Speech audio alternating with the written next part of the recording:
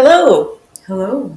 Welcome back. You are listening to episode 12. Of Red, White, and Mine. You lucky thing. I can't believe we made it to 12, Ash. Yeah, I mean, we're trying to make it to 20. We hear big things happen after 20. I know. Get ready, 3 listeners. You're going to have a whole crowd with you in a second. We hope, anyway. It's a wild week. It's been a wild week. It's been a hard week for 90s kids. Yeah. A lot of loss. We said goodbye to Ozzy Osborne this week. And the man, the legend, Hulk Hogan himself also passed away.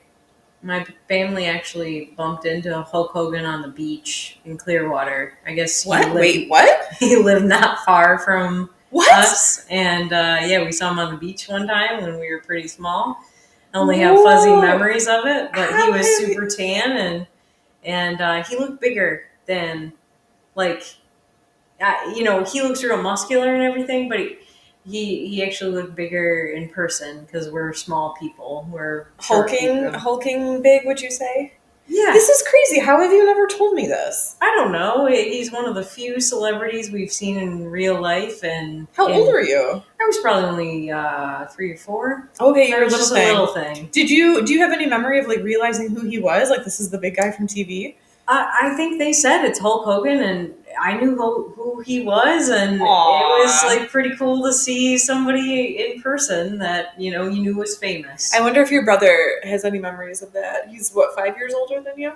Yeah, like 4.5, 5. Okay. Yeah, so I think he probably has a better memory than I do. But I remember thinking, like, oh, that's the big wrestler from TV, and I was probably was he nice to you guys? Oh, I think I don't remember hearing anything bad about the experience. I think everybody was like, holy shit, and really, despite his creepy reality show that he had at the end there with his daughters and stuff, like he seems like he was like a genuinely nice guy. And I think the same could be said of Ozzy Osborne. Like, I obviously wasn't around for his like 70s drug days or whatever.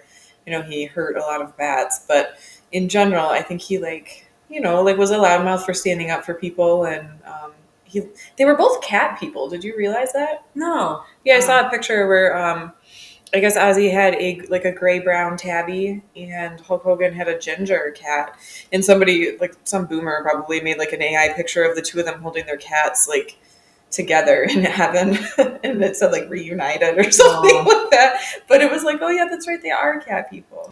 I think, yeah, definitely Hulk Hogan and Ozzy surprised us, even though they were like a little bit older, and Ozzy was sick. I think it was a surprise for both of us. I didn't realize that Ozzy knew that the end was kind of coming and had made some preparations and sort of knew what he was doing, going off his meds and everything.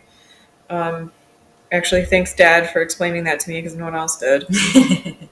Yeah, I think they were all pretty cool people, so they will be missed. Definitely. World's a little sadder today. Mm-hmm. All right, well, shall we jump right into our first topic here? I noticed this on my way home from work. My phone buzzed with a push notification about this from one of my news apps. Wednesday the 23rd, I guess it was announced that the Missouri Attorney General, what's his name? Andrew Bailey. He is suing Planned Parenthood for about $1.8 million. He is claiming that Planned Parenthood has falsely advertised, or should I say like falsely downplayed the risk of the abortion pill, and that they're pushing it to maximize profits. Which this whole story, I think, maybe left me with more questions than I had answers, things I had never wondered about before. Kind of like, isn't Planned Parenthood a not-for-profit, and how does the abortion pill generate profit? Whatever. I ended up having a lot of questions. Maybe you guys will too. So we are talking about its proper pharmaceutical name here is mifepristone, which I had to look up, but commonly known as the abortion pill. So you would go to Planned Parenthood, they give you a pill, and it induces an at-home abortion. So the Missouri Attorney General claims that they're promoting it as, quote, safer than Tylenol, and he's taking issue with the misrepresentation of the risk factors here.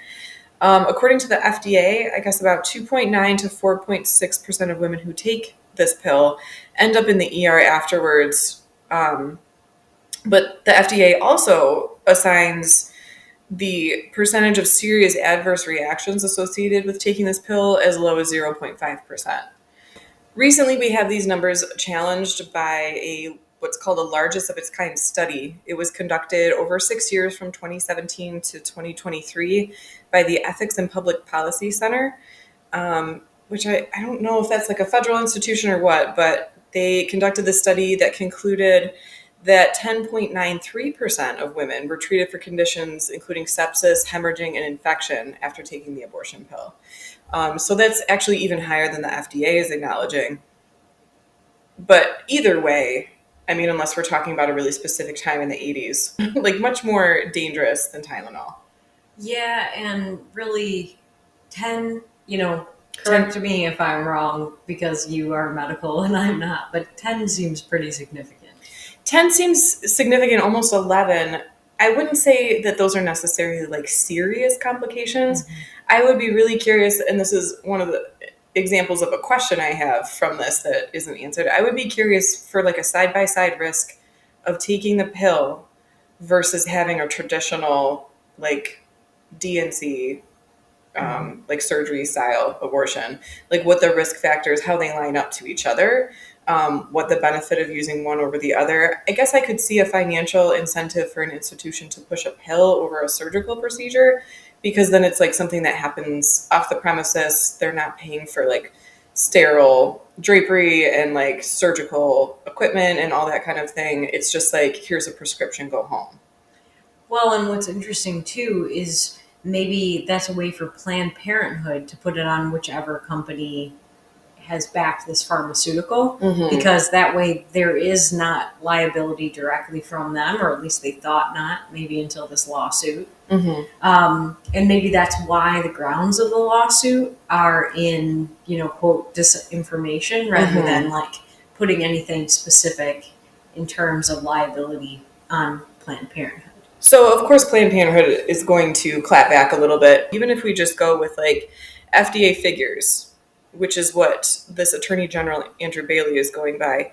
2.9 to 4.6% of women go to the ER after taking this. The clapback here is that you can't conflate ER visits with serious adverse effects. They were quoted as saying that a lot of women go to the ER after something like this just to make sure everything is normal or just to make sure that everything processed out the way it was supposed to. So it's not necessarily that they are seeking medical attention for a serious side effect. They're just making sure everything went according to plan, which might be the reason for the FDA calling serious adverse reactions as low as 0.5%. In any case, Andrew Bailey wants $1,000 per day for the last 5 years, which comes out to roughly that figure of $1.83 million. And when I was reading the article, it wasn't very clear to me exactly who they should be paying that money to, but it looks like he's upset about taxpayer funded ER care, like through Medicaid, Medicare. Um, and he wants that money to go back to like state funded, taxpayer funded health programs. Okay. So at least it's a reasonable transfer of money. Like it makes sense to take from A to B if you can prove wrongdoing. Mm-hmm. Um, yeah, that was the story I read. I thought it was interesting to see a state taking on a national organization like that. And I really have only seen this anecdotally. I watched a movie that is one of the worst movies that's ever been made in the history of time. It was funded and made by Mike Lindell, the My Pillow guy, and Oh, it's called Unplanned. And it's about Abby Johnson, who used to work at Planned Parenthood and had multiple abortions, and then saw, like, straight up, like abortions happening, mm-hmm. and changed her mind about abortion and is Mm-hmm. now a pro-life advocate. She took the abortion pill at one point, Mm-hmm. and they show her, like, the character in a bathroom, and seems to be terribly painful. And so she would have probably been, I don't think she actually went to the ER, but she's probably one of those people who, was really close to, like, hey, I gotta get out of here and get somebody to check on me. I'm sure it's a terrifying experience, and and lonely too. Like you're Yeah. home alone and you're going through this without the reassurance of a Mhm. medical provider being with you. Yeah, no names obviously, but I do know somebody who also Mhm. took the abortion pill, and I'm sure we all do, whether we know it or not. yeah, and it really, it was in every possible way you can imagine. It was a really traumatic experience, but also, I guess the physical pain was very, very intense. So Listen, as someone who's never been pregnant, never had a kid, I have had IUDs, and women who have children straight up laugh at me when I talk about how painful that process is. I I get that it does not compare to like birth or whatever. I'm sure this process is much more traumatic and painful and frightening, especially because you're alone and you're at home. people deserve to be fully informed Mm-hmm. about things that they're going to put in their bodies. And, I think whatever side of the issue you're on, you want people to be informed. So hopefully Yeah, something good will come out of this. I hope so. I think it's very easy to look at this story, and I think even the original news outlet that I got it from is making it political. It's like, okay, well, abortion is one of those wedge topics. Are you blue or are you red? Are you pro or are Mm-hmm. you against? Um, I don't. I think the interesting thing here is that this shouldn't be political. Like, I don't. I think that Andrew Bailey also is making it political. He's Sure. obviously like conservative Republican, and I think the article quoted him as being like applauded by this leader, whatever lobbyist. Believe what you want to believe about abortion. I don't really care.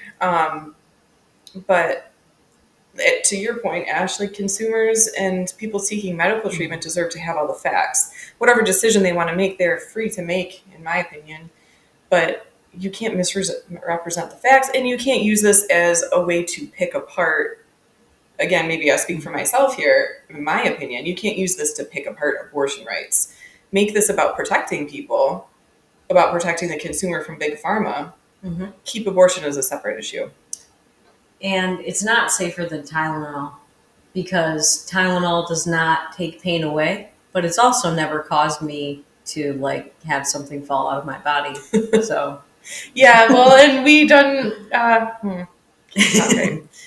Very true, and we also didn't have to live through the cyanide-laced 80s either. So I think the article was saying something about like comparing it statistically to suicides by Tylenol. And let me tell you, I think you have to take like 4 or 5 bottles worth to even have like a beginning of a dangerous effect. Like the miserable time of a failed Tylenol overdose, I can't imagine. yeah, this program is not sponsored by Johnson and Johnson, Tylenol, or anyone else. So if you like what you're hearing, we're open to being bought. Major side topic. We can cut this out if you want to, but Ash, we recently watched that Tylenol murders documentary. I think it was a docu-series. Yeah. And they were talking about how Tylenol was like 25% of Johnson & Johnson's net worth. It's like a huge unbalanced like portion of their stake. I want to know who the fuck is buying Tylenol. It doesn't work. Have you No. ever taken it for something and had it help you?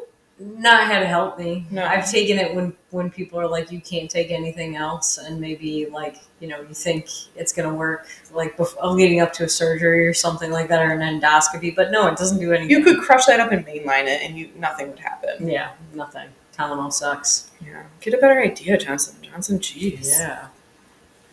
All right, moving on.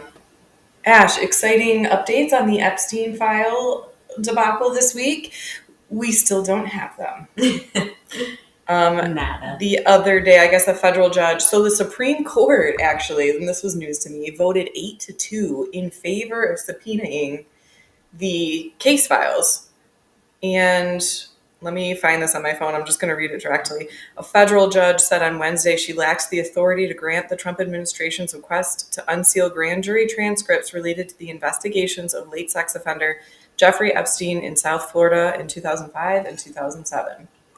So it goes on to explain that grand jury transcripts can only be revealed under specific circumstances, but I wasn't able to ascertain what those circumstances were. The judge said that the Trump administration was aware of these rules. And so it was sort of almost like I couldn't tell if they were saying that the Trump administration did this as just like a way to be like, look, we tried, it didn't work, guess we have to give up now. or if it was a show of good faith. Like, I have no idea what the motive was if they are supposedly aware that they didn't fulfill the requirements to unseal them. Well, and to me, what's weird is, like, who gives a shit what a federal judge from Florida says if the Supreme Court might be saying, hey, yeah, let's see these? Yeah, I really don't get the intricacies of it, and I Mhm. suspect that most people don't, and that's sort of the point. Yeah. So, speaking of the Epstein files, the former aides to Obama are saying that this whole Tulsi Gabbard thing, if you've heard about her filing federal charges or teasing that she might against Obama, John Brennan, who was head of the CIA, James Clapper, who unwittingly might commit crimes all the time. Because he famously said that we don't spy on Americans wittingly. Me too, James. Me too. In his congressional hearings. And then, the usual suspects, which would be Barack Obama and his then VP, Joe Biden, were the people responsible for creating the whole Russia collusion hoax that maybe existed to undermine the presidency. So let me dissect, if I may tease you, this run-on sentence. So these charges are coming up from Tulsi Gabbard against Obama and Biden and like anyone else on the other side. And the other side is saying that this is all a distraction from the Epstein case. Yes. It's possible for both things to be true at the same time. If Tulsi Gabbard indeed, as she claims, has found actual documents with Obama's signature on them, creating this whole thing, and then also saying that they were highly, highly classified, but Obama being, as I would put it, stupid, doesn't understand that once somebody else becomes president, anything that's highly, highly classified might not be anymore. Because just because you say that now, the president has access to highly, highly classified things. He's like, but I made it too highly. Why is it highly, highly? So basically, they did this shady thing. If what Tulsi Gabbard is saying is true, and that she has documents to prove it. That could be true. But it could also be true that this thing happened and that they're going to use a big word like treason because both Tulsi Gabbard and Trump have used it. Use this big word like treason to distract from the fact that people want you to keep a campaign promise that you're not keeping.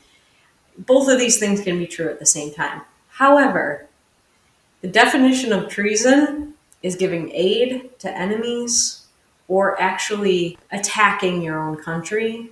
Neither of these things really lines up with undermining a U.S. president. So what are the actual accusations then? So the accusation is that this Russia collusion and also Russia interference in the 2016 election, just this whole idea of it that was perpetuated by the Steele dossier, if you've heard that term before. What Tulsi Gabbard is saying is we have documentation that has Obama's signature on it.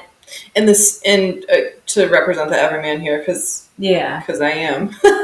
The Steele dossier is basically accusing the Trump administration of colluding with Russia to win the 2016 election. And Tulsi Gabbard says she has evidence that the Obama administration manufactured the evidence against him, like supposedly colluding with Russia. Yeah, and really manufactured any, quote, evidence that there was any Russia interference in the election at all. Okay. So it's interesting, like watching a movie about that. Gosh, what was her name? Reality Winner. Yeah. Being really obsessed with the fact that, hey, man, Russia colluded with our election.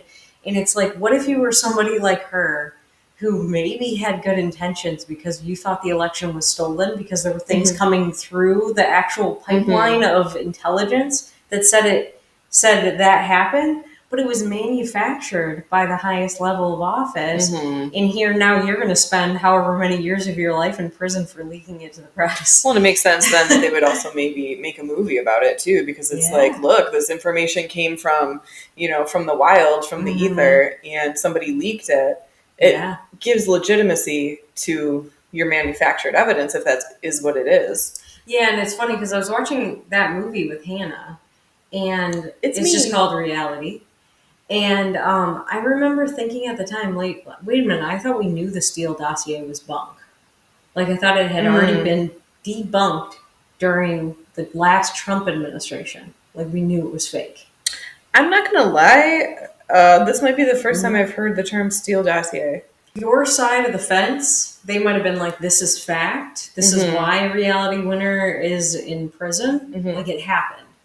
And my side of the fence was like, it's bunk. We already know it's fake. And then it's like, now you have basically this presidential pissing contest over, did he really make it up and Trump is on the receiving end of something made up? Or do you have somebody now who's in power saying, hey, we have these documents that we may or may not leak? So, okay, so I don't know that I have an opinion about the Steele dossier itself or like whether or not it's bunk. But I see the Obama administration's point that this is, the timing is suspicious, the like tease of information is suspicious, and also the subject matter itself. It's like, I realize the severity of what the accusations are that are being tossed about here, but at the same time, who cares? Like, this is 2025. Obama's already done his 2 terms. Trump is going to be done with his 2 terms soon. Like, the consequences of what happened are over. Does anyone believe that elections are like honest and above the table anymore? Because I don't. Yeah. It's a full out banana republic. Yeah. I mean, we already have major problems that have nothing to do with whether or not someone used their influence over the press to spread an idea. Like, which we already know is factual and it is happening to an egregious level. This is just my opinion, but I think there's way more influence from the Democratic Party over our elections than there is from any foreign government. I really do. I'm going to put on my tinfoil hat and say that they're the same thing. Democrat equals Republican equals government equals fake contest. And I will also say that if you're going to utter the word treason next to Obama administration officials, it should be next to John Kerry, Valerie Jarrett, and Obama and Joe Biden for the Iran nuclear deal. Because giving billions of our taxpayer dollars to a country that chants death to America every day, that's treason. That's direct aid to the enemy. And if all those people were strung up, I'd have a happy day in hell. Any God who would put you in hell isn't real. I agree with you. I think that if you're going to be bantering around the word treason, there are much more relevant and urgently needed to be addressed topics at hand. But I think that this whole thing is a great example of like people a very long distance away from us are losing complete touch with the people they preside over. Like it's like watching 2 people have a fight about a friend group that you don't even know. Like, you guys are mad at each other for your own lives that have nothing to do with us. Like, hey, the economy is tanked. People can't afford homes. Jobs are going away. There's war all over the world. There's so many problems at hand, and this is what you're fighting about? Like, what the fuck? It speaks to Trump's ego that he's focused on only something that he thinks specifically targeted him. When I think if they took a good look at the last administration, what they would find is actual buddy-buddy treason with China between that country and Joe Biden. But instead of investigating that, investigating anything that was given to them that shouldn't have been, or any money that changed hands, instead we're focused on Obama said stuff to the press that hurt me.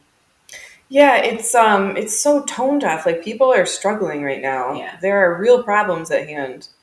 And you guys are fighting like a couple of junior high girls. You know, if you want to talk about aid to the enemy, how about the fact that we're paying direct taxes that are helping China and not us when he raises China tariffs. Like, you might think Americans are stupid, and many may be.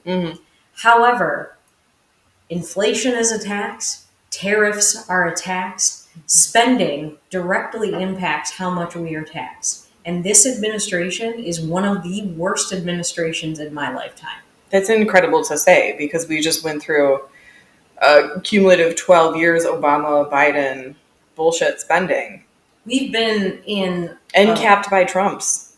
We haven't had a Republican president since George W. Bush. I remember living through the Bush administration, and maybe we've already talked about this on the show, but thinking like, oh my God, the guy's a buffoon, and like we look weak, and what's going to become of our country? And it's like, man, I miss that little guy. Yeah. I mean, things that were shitty happened under W. You had this housing crisis. The first gas crisis of our lifetime. Yeah. He was not a good Republican president, but I really think he was the last one we had. We have not had a Republican since, and the country is not doing well. Yeah. Yeah. Tough week, guys. Basically, we have become the doom and gloom podcast, unfortunately. Red, white, and depressing. Red, white, and bummer. Ash, is there anything positive that you found this week? What is funny is you're saying that you found this week. I think this is about to be a yes. Because all week, I have been getting distracted while trying to search for the America Party and whether or not there's a platform, this new party formed by Elon Musk. Oh, he right. filed, but there's no additional information according to PBS. But of course PBS would say that there's no additional information. He cut their funding. Yeah. Like directly, right? Like that was part of Doge cuts. Probably so. No, I think it was. So. Yeah. And here's the thing. It's like, I really want to know. I'd be curious about it. Because when he is on Twitter, he posts from like the 80s conservative economist Milton Friedman about free trade. And to me, that says this might be a guy who supports free trade, who understands economics all of a sudden, because I don't think he did early on. Maybe who's been reading enough, that he gets it now. I got to say, if Ash is going to leave me, it'll be for a free trade economist. Nobody's hot. Don't worry. I want there to be an America Party. I think I do. Because I think the Republican Party is dead. I think the Republican Party is dead. I think that the Democrat Party is a fascist shadow of what it was supposed to have been and what people like me thought it was. I think we need to scrap the whole system and start fresh. Yeah, I think we need something new. Let's have an odd amount of parties. Let's have 3 or 5. I don't know if like a bunch of parties would be better. I think they do that in Germany, and I think it's pretty chaotic. I think if we had 3 or 5, that the 2 that best fit the times can be the ones that actually go through the cycle. Like it can be part of the primaries. And I just think, I don't care what kind of parties they are. As long as I am leading one of them, and it has all the things that I like because it's my platform. And I want to say free trade, very, very minimalist spending on only things that we actually need. And that's the military and nothing else in the federal government. Everything else is allocated to states. And I just think we need to just dial everything back. And that might mean, Revolutionary War, but I'm for it. So I think a revolution is called for at this point. I think that 4 years doesn't seem like enough time to address all the changes that need to happen. Yeah. But I would vote for Ash for president. And I think somebody drastically different. Like I feel like the door is closing on the opportunity to make a change. It's like watching the Roman Empire in real time. Like we still have time to fix things. We still have time to turn it around and actually address like the needs of our nation. And I think by proxy, like the needs of the world, like if we do well, the world does well. And it's time to start taking that like seriously. I think there is a capitalist party and there's a kind of B-list maybe D-list actor who was in Drowning Mona and Lost, whose name eludes me right now, Mark something. Who was he in Lost? He was it Jacob? He was like basically representing like a Jesus. He looks like he has eyeliner. No, that's the guy from Bosch. So he's the dark. He's the dark one. Right. And then sidebar. So the guy who was the bartender in Drowning Mona, his brother, the blonde guy. He's the dude, right? Okay. And I know he has his party is basically an objectivist party, and that I would support. But it's like, dude, you're not famous enough. Like, as evidenced by our conversation, and I'm not famous at all. However, she is risen. I got charisma. You do it. Yeah, you do have charisma. You do have charisma. I feel like you win over everybody you meet. You're like a little ray of sunshine. You come off like this little sweetie, but you're tough as nails. You're the Margaret Thatcher of our time. And that's what I love about... But she's cute. That's what I love about the Iron Lady, though. She wasn't afraid to say things, and the way in which she did it, with the right amount of sass and like, I'm going to be kind of cute about this. Mm-hmm. She got even her opponents to laugh about the way that they were teased. And if anyone could do that, Ash, you could. Well, thank you. So vote for me in the next election. Ash 2028 America Party. Okay, we got to come up with your slogan, though. Bring back the cash. Vote for Ash. Bring back the cash. Vote for Ash. Make rich cool again. Do lots of coke and vote for Ronald Reagan. Didn't we say earlier this week, and I'm really like sidebarring today, sorry guys, that like the PR for Republicans is so lost in the mire. Like being rich should be the easiest branding and cool factor, the easiest message to sell. Like keep your money, have a flashy lifestyle. Even if you don't want to be like materialistic with like brand name like bags and like a Insta kind of lifestyle, you could have the money to have like a ranch or like run your own little farm or whatever it is you want to do. Money is what gives you the freedom to do that. I don't like the concept. I never saw the Wolf of Wall Street, and I'm not a fan of Leonardo DiCaprio. But I feel like the scenes in that where they're doing drugs and they're on boats and they're wearing sunglasses and they look cool. Being rich should be the easiest thing in the world to make cool. And I think all you really have to do is make being rich not like, oh, you're such a bad person, but hey, you earned this and you're cool as hell. That should be easy. Yeah. I feel like that ties into the movie we recently watched, Sexy Beast. With Ben Kingsley. like enjoy your money, live your life, don't do no harm, but have fun. Yeah. You don't have to be a bad person to want to keep your money. Make Gordon Gekko cool again. Hell yeah.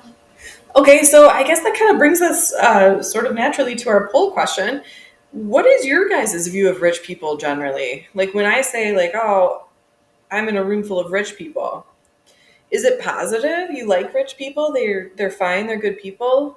Is it neutral? It kind of depends person to person. Like you can't say, like it's a case to case kind of question. Or I'm commie trash. AKA I hate the richies. It's a bad look, man. Bad look. It is a bad look. Nobody doesn't want to be rich. And if you say that you don't, I don't believe you. I don't believe you. All right, guys. Let's hope next week is a little bit more positive. Can't wait to talk to you again. Thank you for giving us your ear for these last 40 minutes or so.